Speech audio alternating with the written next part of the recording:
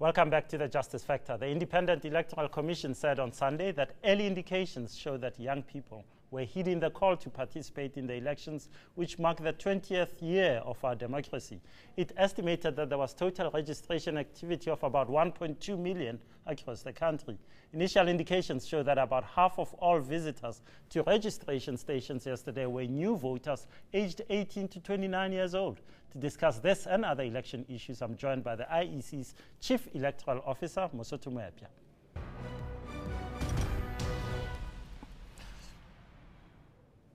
Mr. Moepya, welcome to the show, and thanks for coming through. Has it been a good weekend, this registration weekend? I think so. I think it's been a good weekend. We have seen our operations being at best yesterday. If one looks at the registration weekend that we had in November, yesterday was the better day of all of the 4 days that we had. Our operations were solid. Our officials worked hard yesterday. Communities were very understanding. Floods, were workable yesterday. We didn't have as bad a situation in terms of the weather towards the close of registration yesterday. So we had a good afternoon. What made people come out yesterday? And I don't know if you want to give me the numbers now. I'm waiting. we will tell you the numbers tomorrow. My colleagues are hard at work now, finalizing the numbers. Safe for me to say, registration weekend, final registration weekend, is always the best weekend of the two, and the final day in that weekend is the best day ever. Was it because President Zuma announced the election date on Friday, and that spurred people to go out and register? It is so that when voters know that an election is imminent, they have a date in hand, and they do look at that as being the final opportunity. Of course, we do indicate that this is the final registration weekend, but the fact that there was a date helped a great deal, I must say. People like me have been going around saying young people in South Africa are not interested in politics, they're not going to register to vote, and so forth and so forth. The youth vote in particular, the so-called born freeze, did you see an uptick in that? Oh yes, the greatest uptake in registration is clearly from the youth vote, and it will certainly prove you wrong, I'm afraid, Justice. We have a vibrant democracy in this country, and I do think that our young people are interested and they're participating. What about violence? You had several incidents of people stopping other people from registering, attacking some of your registration stations. Are you worried about this? Of course, you have to be concerned when people use violent means of protests. We do not say that people must not protest, but where violence is used, it's regrettable, and I think all of us in society must say so.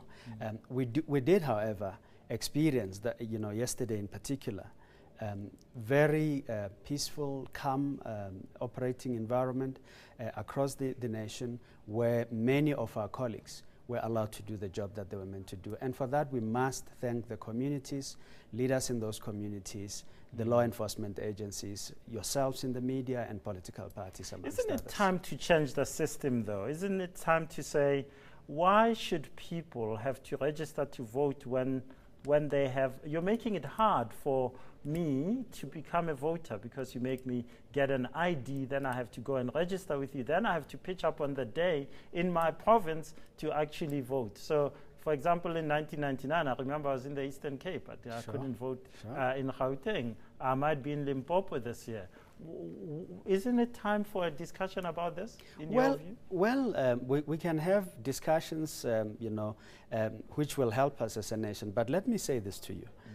If you compare the elections that we had in 1999, in fact 1994, with the elections that you had, the last elections that you had in 2011, it's chalk and cheese. No one election is the same as the other. And I think as South Africans, the issue in an election, it's no longer about the logistics of an election. I think as a nation we have come to terms with how an election should be organized. I think there are other issues that, that come into play when you talk about the preparations. And I think the debate that you want to raise, we probably have left a little bit behind. The debates for the future, in my view, would be the debate on how do we simplify, access to voting, registering and voting by South Africans. You will recall that last year, for that purpose, we considered and we called experts from around the world to look at other forms of registering and voting, and South Africans said to us, we like what we do. Continue to study what others are doing, but we like what we see you do. Let's talk about your position as the IEC. I look at some of the events that have taken place over the past 6 months. I look at the Tlokwe election in particular, where one of your officials was suspended, but some of the issues that came out of there, false addresses being used, people being transported from outside of their wards to these wards to allegedly inflate one party's voting turnout. These are serious issues of credibility for you. They are matters of a maturing democracy. When democracy matures, voters know what to do and what to expect. Those that have participated in the process must find ways of improving the participation of voters. Those that administer the elections must, in fact, look at new ways of running that. These issues in Tlokwe in particular speak to the impartiality and independence of your institution, because it is alleged that IEC officials in cahoots with party officials, inflated voter numbers, help people from other wards to come into these wards. This could happen in this election too. Justice, the matters you're talking about are before the courts, and I think you and I must respect that the courts in this nation will look at those issues and adjudicate.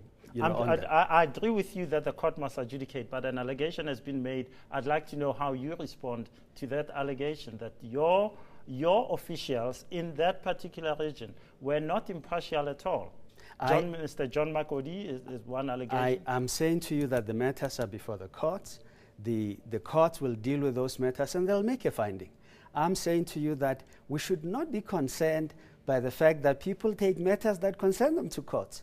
We are a nation that believes that these kinds of disputes must be resolved in terms of the law. Aren't you worried about the credibility of your organization on this matter? I think the credibility of the IEC is there for everyone to see. Even in the case that you're talking about, we have dealt with the matters openly and submitted our, what we needed to submit. But if today I stand here and say to you the issue of the public protector's finding on the chairperson of your organization is of deep concern to me, the fact that the public protector said her actions over the issue of the lease deal of your offices threaten the IEC's reputation as an impartial body. The fact that PW said you should turn their report to the police makes me wonder if at the very top allegations like these are not dealt with, for example, people being suspended, then I wonder what happens at my voting station down here in Joburg. Two things, Justice.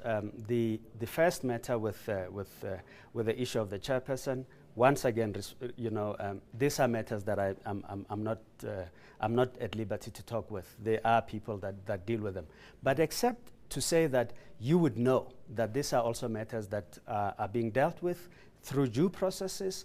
Those processes will conclude and pronounce on them. You're running an election, Mr. Moepya. Don't you think it would be in the interest of your job and your organization if the chairperson recused herself until these issues have come to closure? No, I cannot deal with that matter, Justice, with the greatest respect. Those are matters that have due processes. I think measure us and look at what we do in terms of the outcomes of the work that we do. And I think in that respect, you're going to find that every one of us, our officials, are determined to do the work that they're meant to do. Don't you think one bad apple tends to make the whole thing about? Justice, let's leave the matters in the processes that deal with them. Mosotho Moepya, thanks so much. Good luck with your work over the next 5 months or so. It's going to be tough. After the break, we give you our winner and loser of the week.